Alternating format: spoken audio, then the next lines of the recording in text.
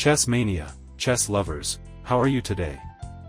May we always be in good health, so that our minds are always fresh, to be able to improve tactics and strategies in chess games. Welcome back to Spectacular Chess Channel.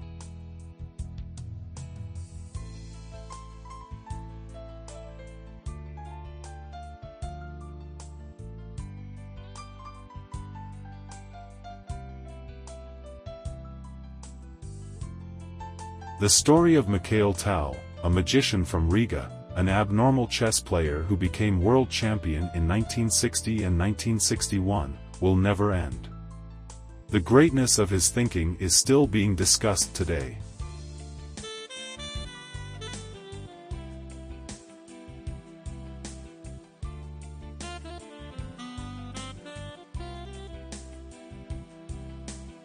This video will show the greatness and abnormality of Mikhael in a chess battle against Uwe Bonch in 1974, a battle that seems to be abnormal outside the typical chess system.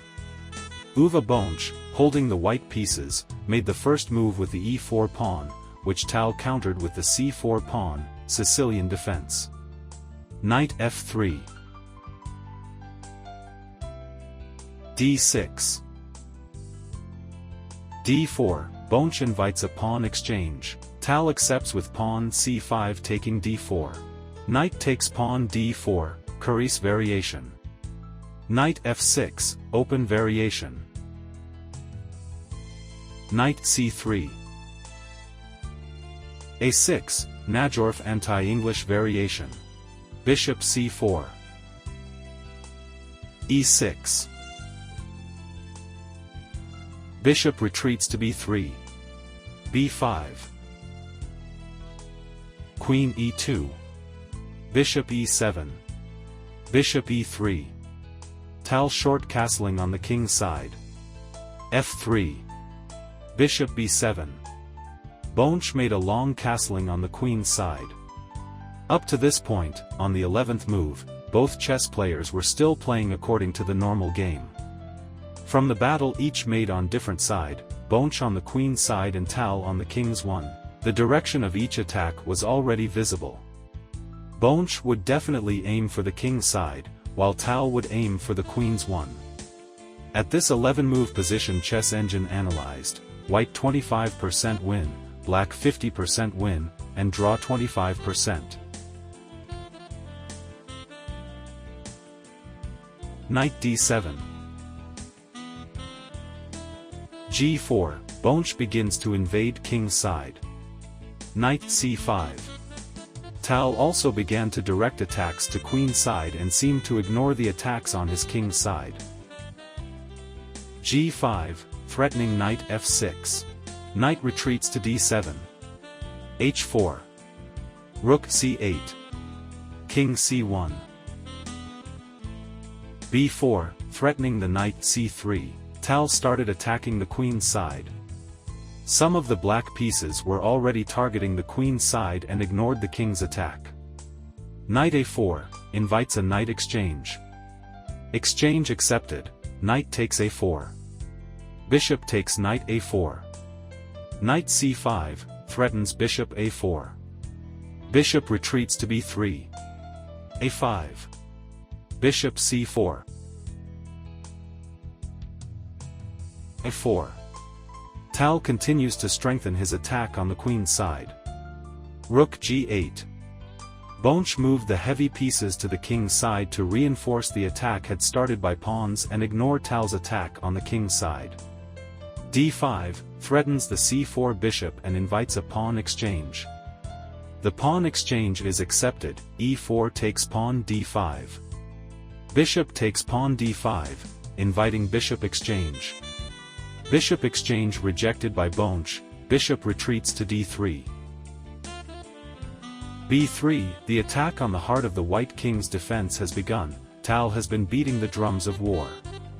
h5, Bonch ignored Tal's attack on the king's side, instead continuing his attack on king's side. This was an abnormal fight, because usually when attacked, the priority is to anticipate the attack. When they attack each other like this, it is usually the tempo factor that determines who wins. Back to the fight. Knight takes bishop d3. Tal also did not anticipate Bonch's attack at all, which is not normal. Pawn takes knight d3. e5, threatening knight d4. g6.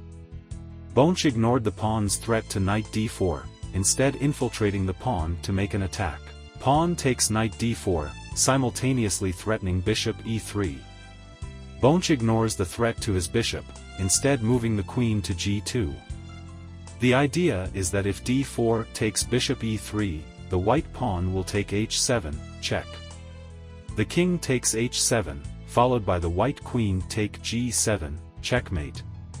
Of course, Tal knew that, so he anticipated by moving bishop to f6, protecting g7. Bonch reinforced his attack with the h6 pawn. Pawn takes g6. Pawn takes g7, threatening rook f8. Tal does not save rook f8, but attacks by moving rook to c2, threatening queen g2. A back and forth of attacks ensued in this section. Once again, who faster, who win?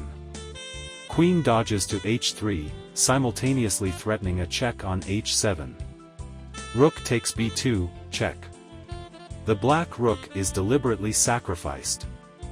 The king moves to a1, not taking the free rook at b2. Because if rook b2 is taken, then the black pawn will take bishop e3, discover check, which will be followed by a devastating follow-up attack. Rook b1, check. This stubborn rook, after its sacrifice at b2 was rejected by the king, proceeded to sacrifice itself at b1. The king accepts by taking rook b1. b3 takes pawn a2, check. King c2. Queen c7, check. King d2. Queen c3, check. King e2. Queen c2, check. Bishop d3, blocking the queen's check.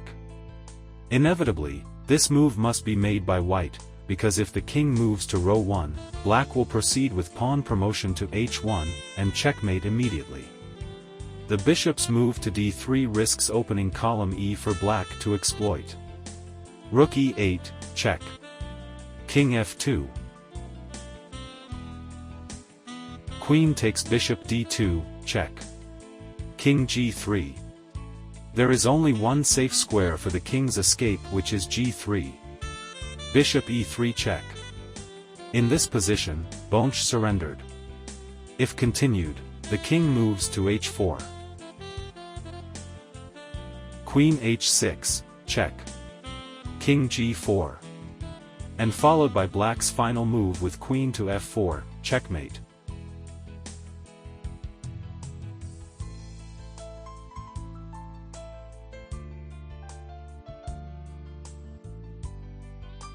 Thank you for watching this video. Don't forget to leave a comment, like, and subscribe. See you in the next video.